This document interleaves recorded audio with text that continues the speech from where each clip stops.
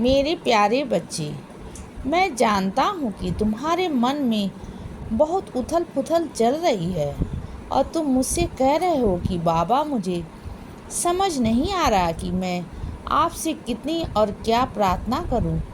तुम्हें लगता है कि तुम्हारी परिस्थिति बदल नहीं रही है, लेकिन बच्चे, तुम अगर मुझसे बोल नहीं पा रहे हो तो भी मैं तुम्हारे मन के हर भाव को समझता हूँ बच्चे। मैं तुम्हारी प्रार्थनाओं पर ही काम कर रहा हूँ। तुमने जो मुझसे प्रार्थना की है वह जल्द ही पूर्ण होगी, इस बात पर विश्वास रखो।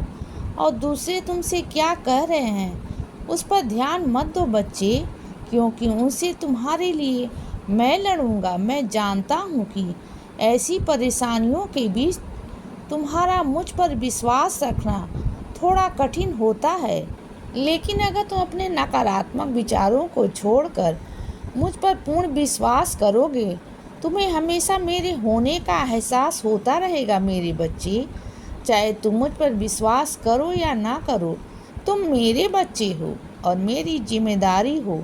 इसीलिए तुम्हारी हर खुशियाँ का ध्यान रखना मेरा फर्ज बनता है।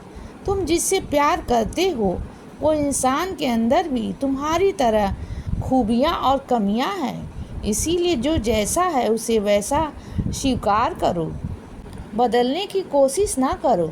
खुद को बदलना आसान होता है, लेकिन दूसरों को नहीं। इसीलिए खुद को बदलो और हर स्थिति में अपने आप को कभी भी निराश मत होने देना, कभी भी टूटने मत देना बच्चे, कभी भी हारने मत देना। क्योंकि कभी संपत्ति का योग होता है तो कभी विपत्ति का योग होता है, कभी अनुकूलता आती है तो कभी प्रतिकूलता आती है, कभी जय आती है तो कभी पराजय आती है।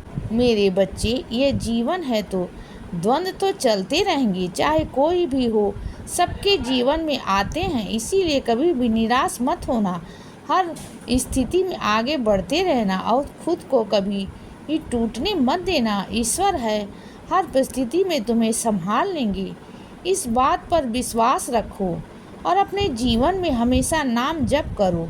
इससे तुम्हें अपने अंदर बहुत शक्ति महसूस होगी बच्चे, और हर परिस्थिति से बाहर आ जाओगे। तुम इसीलिए चिंता नहीं, चिंतन करो, क्योंकि यह मनुष्य जीवन किसी अभाव से युक्त होकर चलने के लिए नहीं मिला है, बल्कि हर अभाव को काट कर भाव की प्राप्ति करके उस परमानंद की युक्ति के लिए मिला है।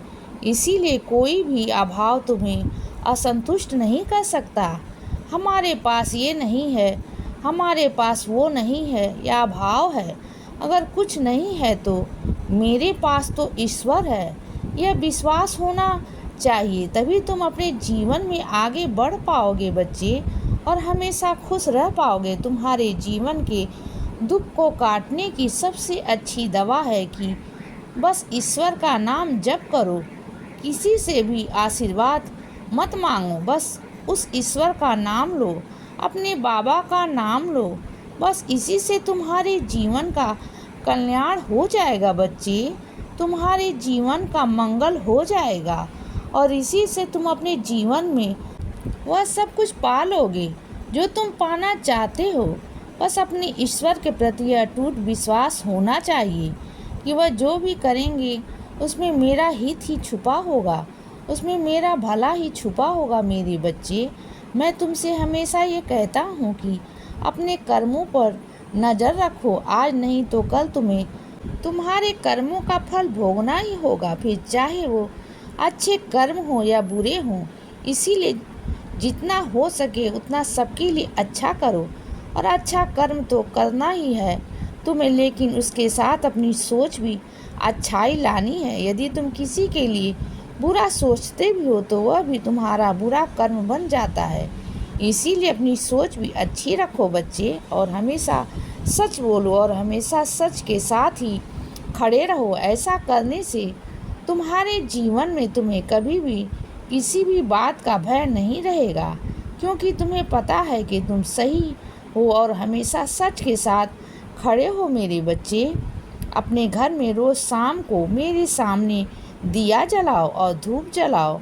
धूप जलाकर पूरे घर में धूप दिखाओ, ऐसा करने से तुम्हारे घर की सारी नकारात्मक ऊर्जा नष्ट हो जाएगी बच्चे, और तुम्हारे घर में हमेशा ईश्वर का वास रहेगा, जिससे तुम्हारे घर में हमेशा सुख शांति बनी रहेगी।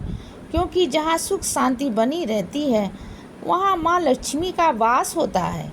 इसीलिए यदि तुम अपने घर में माँ लक्ष्मी का वास चाहते हो तो आज से ही यह काम करना शुरू करो। तुम्हारे घर में हमेशा बरकत होगी। इसीलिए सदा खुश रहो और हमेशा मुस्कुराते रहो। मेरा आशीर्वाद तुम्हारे साथ है बच्चे। अब रात हो गई है मेरे बच्चे, अब सो जाओ। शुभ रात्रि।